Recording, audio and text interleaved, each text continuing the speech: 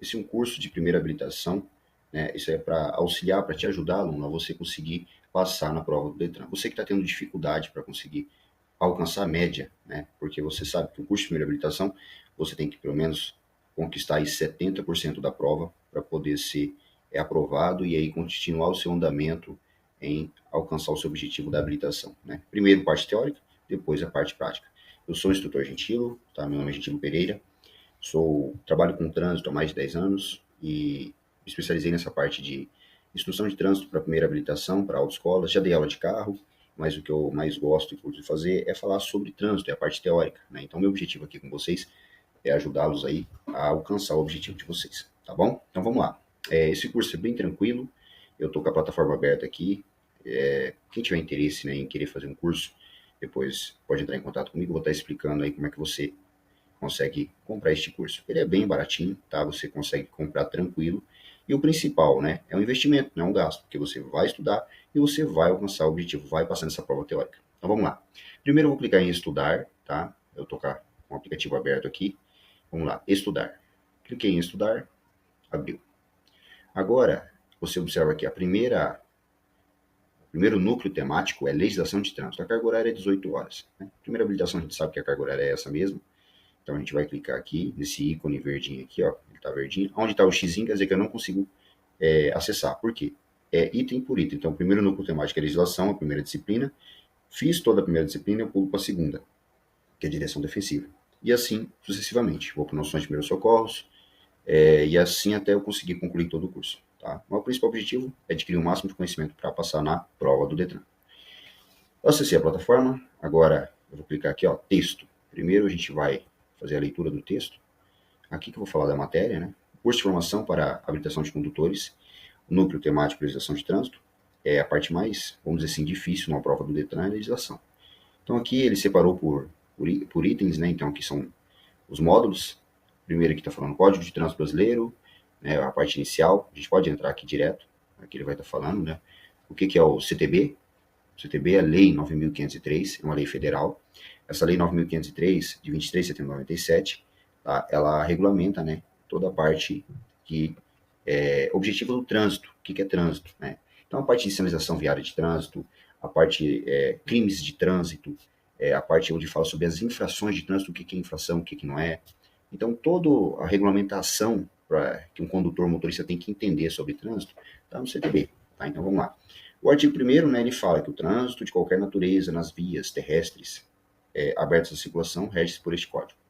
Considera-se trânsito, parágrafo 1º, ó, a utilização das vias por pessoas, veículos e animais, isoladas ou em grupos, conduzidas ou não para fim de circulação, parada, estacionamento e operação de carga e descarga.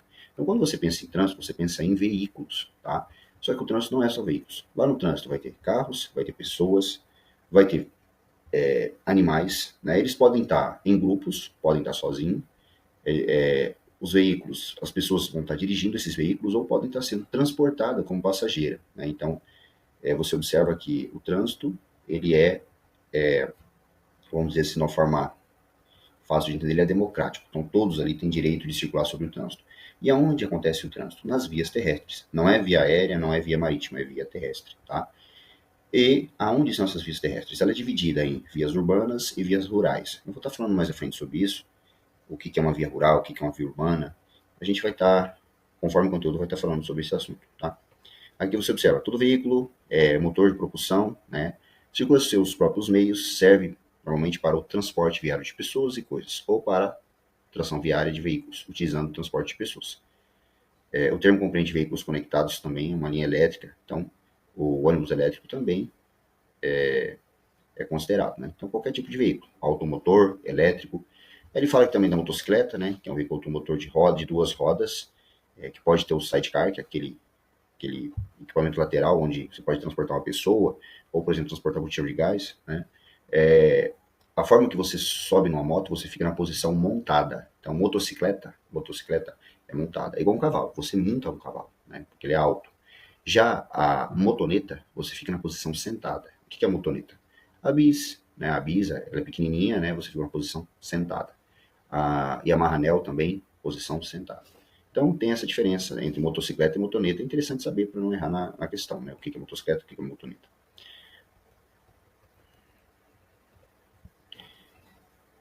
O CTB, ele vem aí para trazer o que? Os direitos e os deveres do cidadão, né? Que tem como base a Constituição Federal do Brasil, né, de 88, a Convenção de Viena, também de 68, a qual foi acordada a padronização da sinalização em diversos países.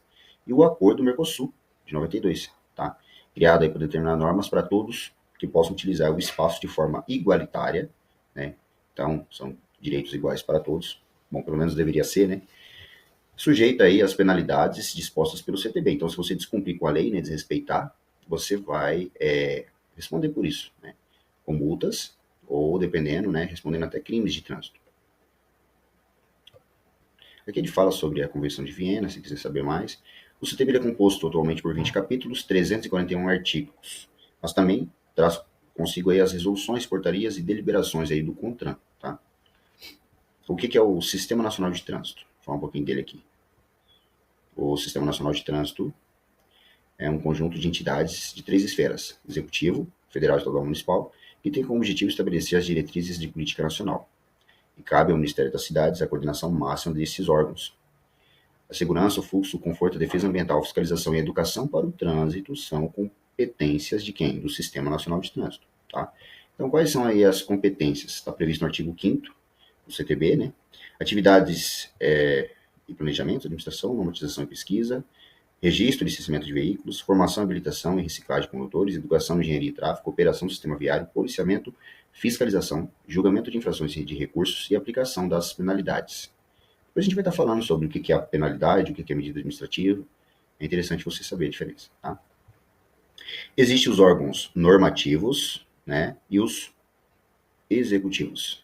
Órgãos normativos são responsáveis por regular, regulamentar e controlar as normas de trânsito. Então, órgãos normativos. Os órgãos normativos existem 3, tá? CONTRAN, CETRAN e CONTRANDIF. Eles ditam normas, regras, né? Então, você observa que eles, principalmente o CONTRAN, que é o principal, normalmente sai uma resolução nova do CONTRAN, que altera alguma coisa no CTB, então é ele que é o pai da legislação de trânsito, né? O CONTRAN. Ele é o principal responsável aí. O CETRAN, né, dentro do Estado, ele vai estar fazendo o seu trabalho, inclusive de segunda instância de multa. Então, se a pessoa recorrer de uma multa no CETRAN, é a segunda instância que ela vai estar recorrendo. Então, se ela perder a primeira instância, que é a Jari, junta administrativa, ele tem direito na segunda instância, que é o CETRAN, tá? No Distrito Federal é o CONTRANDIF, mas ele faz a mesma coisa que o CETRAN. Eles têm a mesma força, né? E o maior de todos aí é o CONTRAN, Conselho Nacional de Trânsito. Órgãos executivos são os responsáveis por cumprir e fazer cumprir a legislação e as normas de trânsito. Há órgãos executivos na esfera federal, estadual e municipal. Então, órgãos executivos são aqueles que executam. Nós temos aí, por exemplo, o DENIT, o DER, o DETRAN, tá? O antigo DENATRAN, Departamento Nacional de Trânsito, que agora virou Secretaria Nacional de Trânsito, SENATRAN. Então, nós temos hoje os órgãos executivos que executam: o SENATRAN, Secretaria Nacional de Trânsito; o DETRAN, Departamento Estadual de Trânsito; o DENIT, Departamento Nacional de Infraestrutura e Transporte; o DER, Departamento de Estradas e Rodagens. Fora esses que executam, né, eles fazem executar. Então, por exemplo, quem que vai gerar uma nova habilitação? Vai executar o serviço para gerar uma nova habilitação? O DETRAN, né? Então, o DETRAN faz esse serviço. Quem que vai executar uma obra na rodovia federal para pavimentar? O DENIT, Departamento Nacional de Infraestrutura e Transporte, né? Numa rodovia estadual, quem que vai fazer o serviço, né, para pavimentar, para melhorar a rodovia? O DER, Departamento de Estradas e Rodagens. Então, você observa, né, que cada um tem um serviço aí que tem que ser executado. Então, cada órgão tem a sua função, né? Dentro da esfera estadual, nós temos também a Polícia Militar, que faz o serviço de fiscalização. Ela só pode fiscalizar por meio de convênio com o DETRAN. O DETRAN também é estadual, então existe esse convênio. Temos aí também, dentro do município, nós temos aí o próprio, a gente chama de Departamento Municipal de Trânsito, né? Aqui na minha cidade chama AGETRAN, Agência Municipal de Transporte e Trânsito. Elas executam os serviços dentro das vias municipais. Então, se vai pavimentar, se vai sinalizar, acrescentar placas, tirar placas, mudar o fluxo da via, vai impedir o trânsito naquele local devido a uma obra. Então, isso é um serviço do Departamento Municipal de Trânsito. No caso, aqui na minha cidade, a AGETRAN, né? Então, você observa que tem essa função. No trabalho municipal temos também, a gente observa, existem convênios. Por exemplo, a Guarda Municipal, ela tem um convênio com o município que ela pode também fiscalizar. Ela é um servidor do município que faz esse serviço, né? Então, você observa que existe esses órgãos que executam. Então, existem os órgãos normativos, que ditam as leis, as regras, e os órgãos executivos, que executam os serviços, né? Os executivos nós temos também a JARI, né, que é a Junta Administrativa de Recursos Infracionais, que ela faz aquele serviço de recorrer à primeira instância de multas. Se você se sentiu penalizado, você vai recorrer na JARI, tá bom? Tem também a gente tem no interior, né, ele presta serviço como o DETRAN. Muita gente não sabe, mas dependendo da circunstância, o termo não vai ser DETRAN, tá? Então você vai observar, pode se chamar DETRAN no interior por exemplo, capital DETRAN, interior, se não for DETRAN, ele vai ter um outro nome. Artigo 74. A educação para o trânsito é um direito de todos e constitui um dever prioritário para os componentes do Sistema Nacional de Trânsito. Então, é um dever prioritário do SNT, a educação para o trânsito. Onde a educação do trânsito tem que começar? Cara, tem que começar na escola. Né? Para mim, a educação do trânsito, para educar esse povo, começa da escola. Né? Nas vias, a gente faz, eu trabalhei em blitz educativos e tal, mas muitos ali já tá há anos dirigindo, é difícil as pessoas respeitar, né? Normalmente só respeita a hora que ela sente a caneta, a fiscalização, né? Seria legal se o povo realmente respeitasse, né? Fosse educado no trânsito. Mas muitos daqueles ali andam em excesso de velocidade, avançam o sinal, usam o celular, sem cinto de segurança, e quando são somente vão sentir, né? Quando é fiscalizado. Né? Mas campanhas falando sobre isso tem constantemente. Nós temos aí o Maio Amarelo, né? O mês de maio, que tem campanhas que falam sobre isso, e tem blitz educativas mostrando para a população, né, para os condutores, essa questão de respeitar, da educação para o trânsito. E tem também em setembro, né, a Semana Nacional do Trânsito, onde também falamos muito sobre essa questão do trânsito. Né? Mas o ano inteiro existe campanhas, existe palestras em escolas. Né? Acredito que grande parte dos municípios do Brasil faz alguma coisa sobre educação para o trânsito, mas eu acho que tinha que ter uma força maior dentro das escolas, né, tendo essa liberdade de falar mais sobre trânsito, porque a gente sabe que o trânsito mata muita gente. Né? Então a gente tem que ter essa noção.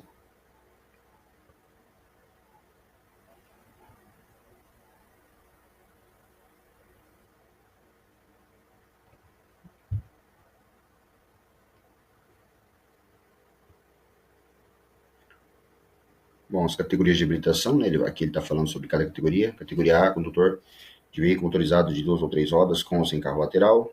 A categoria B, a gente tem os veículos cujo não abrange a categoria A, peso não excede aos 3.500 kg, cuja lotação não pode exceder 8 lugares, ou seja, excluindo o motorista. Então, 8 lugares mais o motorista. Tá? Então, se tiver. Você está levando 8 passageiros, você motorista ainda pode categoria B. Porém, se você estiver levando 9 passageiros e você motorista, já excede a quantidade, já aí nesse caso é categoria D. Tá? Então, para levar mais do que 8 passageiros, né, se excedeu a 8 lugares, nesse caso, você precisa ter a categoria D, D de Delta. Aí você pode, então, dirigir ônibus, van, entre outros aí, não vai ter dor de cabeça. Tá? A categoria C, conduzir veículo motorizado, utilizando transporte passageiro, cuja lotação exceda 8, não exceda, tá? Categoria C, cuja lotação não exceda 8 lugares, excluindo o do motorista. Então, assim, o peso bruto total da categoria C, ele é maior, tá? Isso aqui tá até que mexendo aqui, não tá dando muito legal, não. Ele é maior que 3.500 quilos. Só que a questão da quantidade de passageiros é a mesma que a B, tá? Então, é 8 mais o motorista, tá? Não pode passar disso. Então, se for 9 passageiros, 10 passageiros, aí já é categoria D, tá? A diferença é que a categoria C, o peso bruto total é maior, então você pode transportar até um caminhão, né? Um caminhão aí que o peso bruto total não ultrapassa os 6.000, né? Lembrando que tem uma alteração na lei, não está falando aqui, mas que existe aquela questão do transporte. Por exemplo, o motorhome, motor casa, que ele excede, que até 6.000 quilos, você pode ir na categoria B, tá? E a questão de trailers, entre outros aí, agora tem uma previsão legal que o veículo 3.500, mais o trailer 6.000. Então, ou seja, uma categoria B você pode, somando os dois, né, dá até 9.500 quilos. Isso aí está previsto numa atualização da lei. Categoria D, né? Veículo motorizado utilizado para transporte de passageiros. Se você quer ser motorista de transporte coletivo, de transporte de viagem, você tem que ter a categoria D, né? Cuja lotação exceda 8 lugares. Então, a lotação, né, ela pode exceder tranquilo. Você pode carregar 10 pessoas, 20 pessoas, 50 pessoas, 100 pessoas, se o veículo comporta isso. Você pode ir na categoria Delta. Categoria D. A categoria E, né? Essa aqui é a maior, onde, no caso, ela se enquadra superior à categoria B, C e D, né? E a questão do peso bruto total máximo permitido por lei. Então, você observa, com 6.000, com reboque, sem reboque, acoplado ou não, com 6.000 ou mais peso bruto total. Então, ela pode ultrapassar os 6.000, né? Lembrando que existe aí um peso bruto total de uma carga, juntamente o peso bruto total é a carga mais o veículo, mais o motorista, tudo, né? Então, assim, se o peso bruto total, existe um limite de peso que o motorista pode. Mas a categoria E é o máximo. Então, se você quer transportar aquelas carretas gigantes, com aquelas estruturas, tem que fazer um curso especializado também, a gente fala que é o curso de cargas indivisíveis, né, para transportar aqueles mega, super equipamentos aí, por exemplo, você vai transportar um pedaço no avião, né, que às vezes ele é tão grande que a rodovia fica pequena para. Então, um cara tem que ter um curso especializado para isso, e ele tem que ter categoria I, para poder fazer esse transporte. Lembrando que esse tipo de transporte, com cargas que excede o tamanho e tudo mais, precisa até de um batedor na frente, batedor atrás, né, para poder transportar com segurança nas rodovias do nosso país. Os requisitos para obter a habilitação, né, pelo amor de Deus, a pessoa tem que saber a questão da idade, né, a idade de 18 anos, você tem que possuir documento pessoal, CPF, RG, básico. Você precisa saber ler e escrever. Aqui não fala escolaridade, ele fala saber ler e escrever, tá? Detalhe importante, tem que ser penalmente imputável, ou seja, o indivíduo deve ter a idade mínima necessária, não possuir limitações de entendimento de leis, né? Ou limitações mentais. Então, assim, se você é imputável, você responde pelos seus atos, tá? Existem os crimes de trânsito, então quem comete um crime vai responder. Por isso que só é habilitado quem é imputável, quem responde pelos seus atos. Agora, se a pessoa tem alguma limitação mental, né, nesse caso, ela é considerada inimputável. Nesse caso, ela não poderá ser habilitada. Então, tem que ter essa questão. Então, maior de 18, saber ler e escrever, né, possuir RG e CPF e ser penalmente imputável, tá? Responder pelos seus atos. E tem, com certeza, para você conseguir habilitação, ser aprovado no exame teórico técnico. Né? Então, você tem que passar e também na prova prática de direção veicular. Aí você vai conseguir ser habilitado. E eu sei que vocês vão conseguir, pessoal. Bom, por hoje é isso. Eu vou parar o vídeo por aqui, tá? Depois a gente continua. É bem tranquilo, a gente está lendo aqui, tá? Depois tem os exercícios, mas é um curso que eu indico aí para te ajudar a passar nessa prova do Detran.